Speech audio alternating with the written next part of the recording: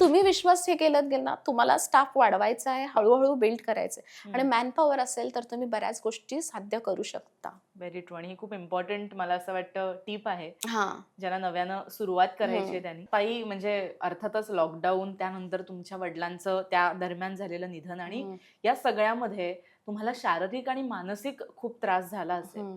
आणि बऱ्याचदा असं होत असतं की बिझनेस म्हटलं की इमोशनली किंवा मेंटली आपण खूप जास्त ड्रेन आउट जास्त. होत असतो. हं. सो असा प्रसंग तुमच्याही आयुष्यात आला. काय तो होता आणि मुळात त्याच्यातून तुम्ही कसे बाहेर आलात?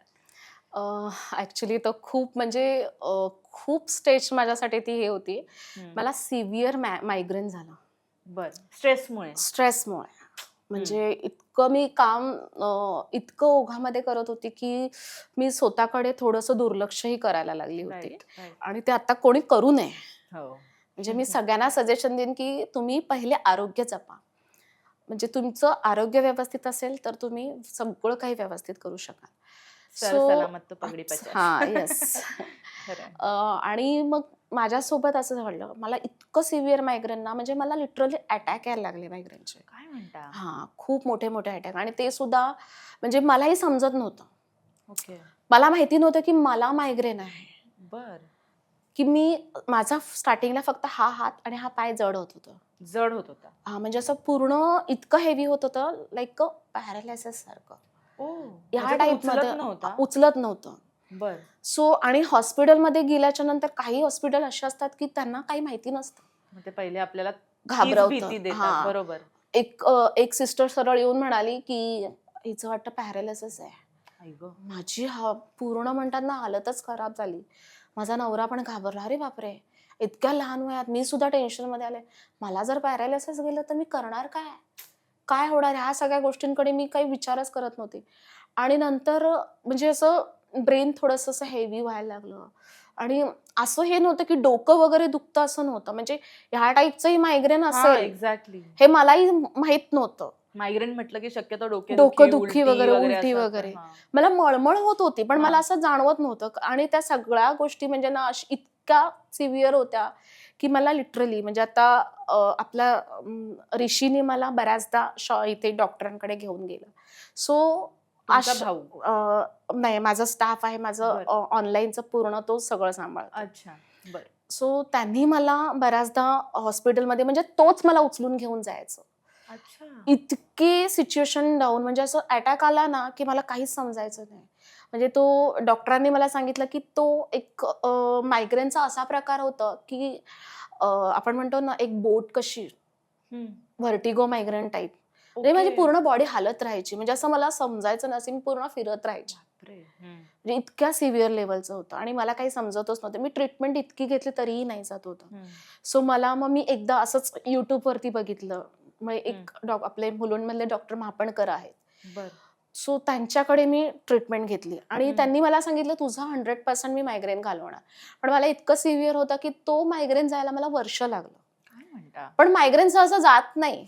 मी बरोबर. एवढं स्वामींचे आभार मानते, की मला स्वामी कृपेमुळे म्हणतात ना, की तो मायग्रेन माझा गेला बरं. आणि व्यवस्थित सुरुवात होत होती. त्याच्यानंतर म्हणजे डिसेंबरला माझा मायग्रेन गेला. अच्छा. डिसेंबर नंतर मी व्यवस्थित होत होती.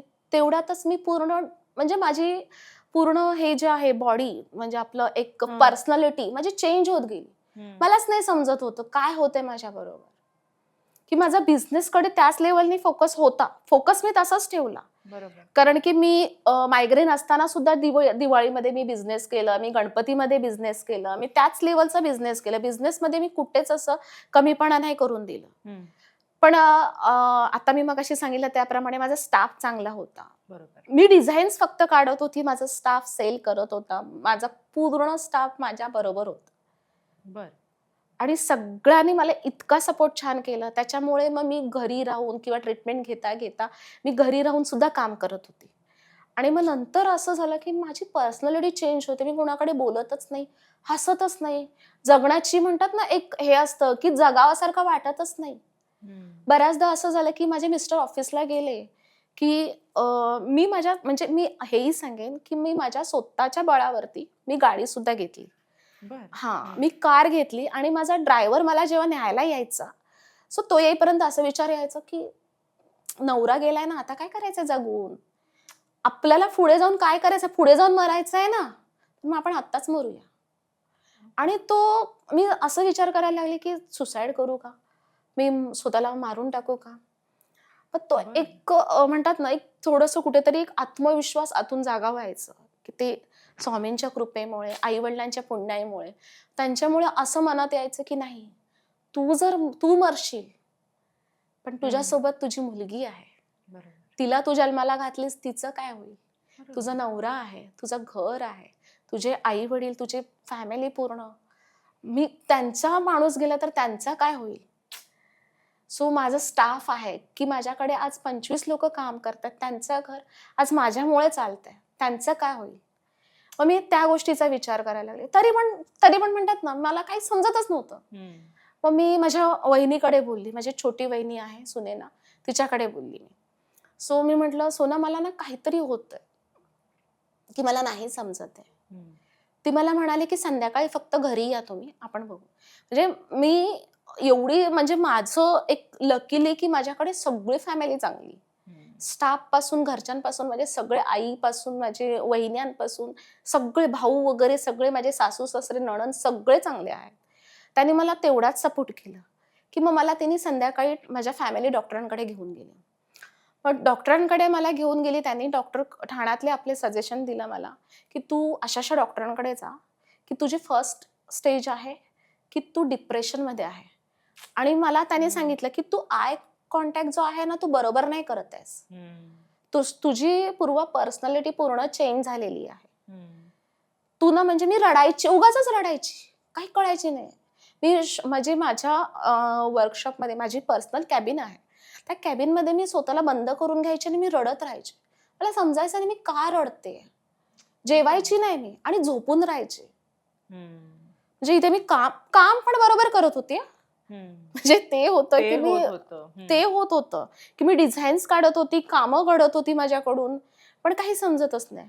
मग मला त्यांनी चांगले डॉक्टर दिले ठाण्यातले आपले डॉक्टर शैलेश म्हणून आहेत सायकॅट्रिस्ट, त्यांच्याकडे मी गेले आणि इतके सुंदर डॉक्टर, म्हणजे माझ्या देवाच्या कृपेने मला दोन्ही डॉक्टर खूप चांगले मिळाले. डॉक्टर महापणकर पण आणि डॉक्टर शैलेश उमाटे म्हणून, ते खूप चांगले सायकॅट्रिस्ट आहेत. मी त्यांच्याकडे गेली. सो त्यांनी मला सांगितलं, की "तू बरी होशील." सर्वात महत्वाचं बोलतो, की "तू 4 ते 5 महिन्यात बरी होशील, कारण की एक तू बिझनेस वुमन आहेस आणि तू काहीतरी करतेस." बरोबर. सो एंगेज माइंड आहे. तुझं माइंड पूर्ण एंगेज आहे.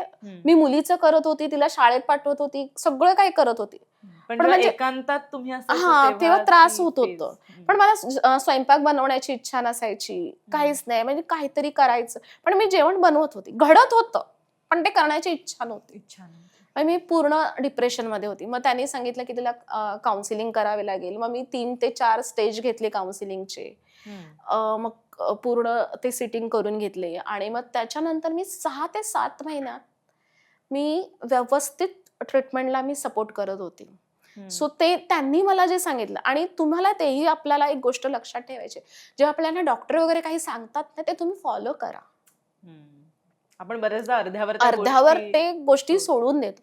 मग मी ते व्यवस्थित फॉलो करायची. मी पूर्ण मेडिटेशन करायला लागली. मी योगा करायला लागली.